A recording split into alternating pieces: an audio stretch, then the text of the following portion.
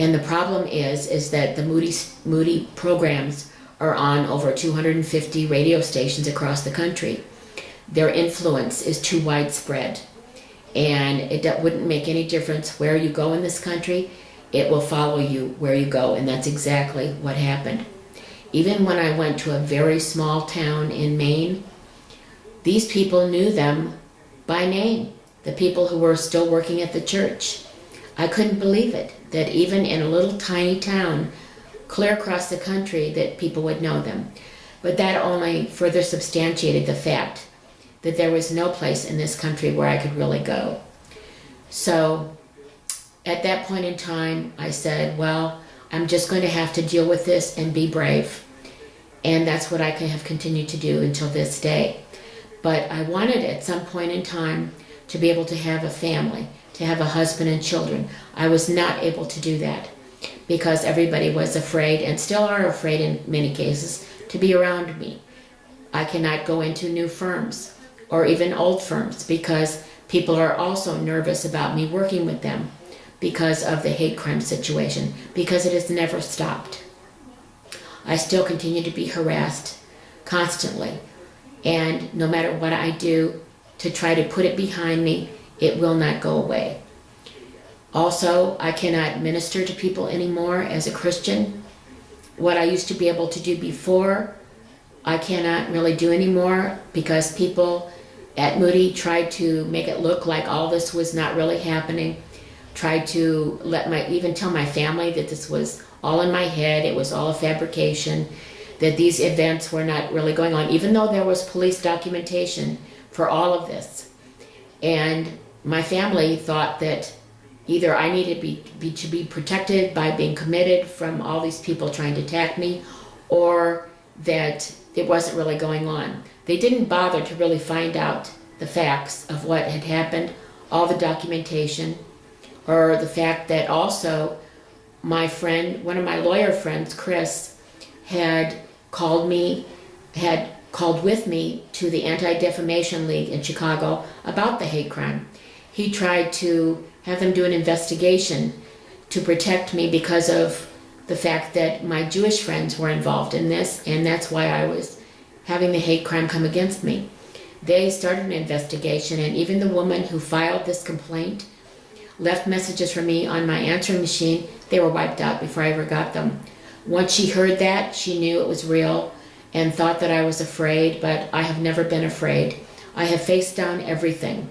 I have faced down literally thousands of people trying to hurt me just because of the fact that Chicago is such a big town. Many of these people had no idea that all this started because of a jealous man. Actually, two jealous men. And Scott was the biggest one, but Jim had his part as well. But I want to let you know that my friends Michael, I'm only using first names to protect them, Michael and Bill and Chris have helped me the most of anybody, but I know some of my other Jewish friends and some of the other people from that firm have also tried to help protect me all through the years.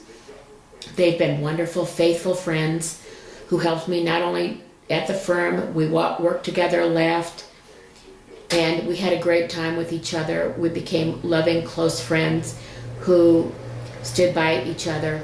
And I want to give them credit for all that they've done to try to help.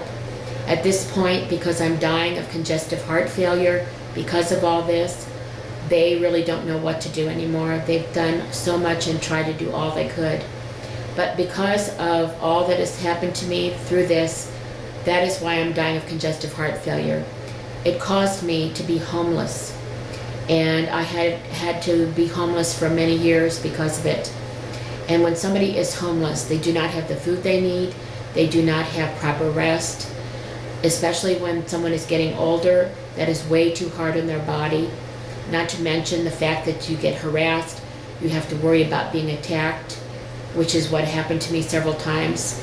I had to beat people off, literally, who attacked me physically, and have had to show that I was a Miss Braveheart, just like Mel's movie. And in fact, I let him know about all this that happened to me and how much his movie encouraged me through all of this, because no one could possibly have made it through this It is a miracle I'm alive.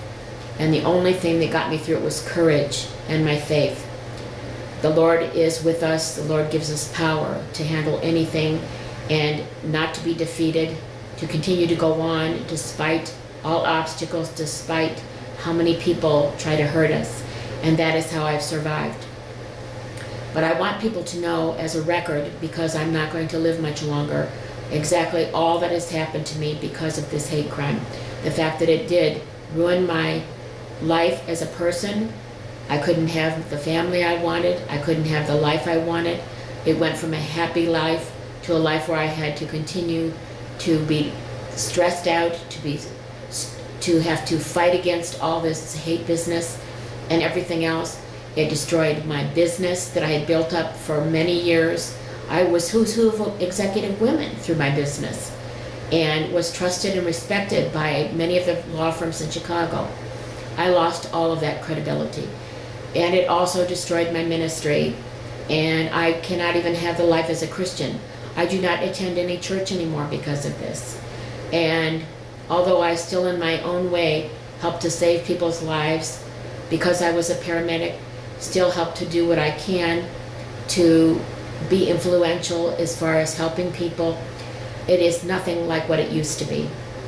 I even at one point sang in a Billy Graham crusade and thought about being an evangelist myself, and of course that could never happen either because of the fact that they tried to discredit me and everything that I did. So that is where it has left me today. The latest thing that happened to me was I was robbed on an Amtrak train when I was trying to move to San Diego. Because of my heart failure and my asthma and my condition, I wanted to try to go to a place with a better climate and hopefully have a better life. But I was robbed, and I got stranded in Salt Lake City and had to deal with the Mormons. They would not assist me because I was not a Mormon. Fortunately, outside people helped me by helping me to raise money to get back to Chicago so that I could try to do something to help myself. But to this day, now all I can really do is, I haven't been able to get work. I sit on a planter by Randolph and Michigan Avenue with a sign saying about the fact that I was robbed, the fact that I would really need some help, some law work, some medical work, or for somebody to just help. And people don't, because this has never gone away. So I don't know how much longer I have left in this world, but I wanted this to be a record so that people would know all the damage that was done to me. I hope this never happens to another person in this country. And I thank those who tried to help along the way. I love my friends. I will love you to the day I die and beyond. I will stand by you as I always have. But I want to know, I want the world to know and this country to know what can happen to an individual when something like this happens to them. I tried to get some of this on the news.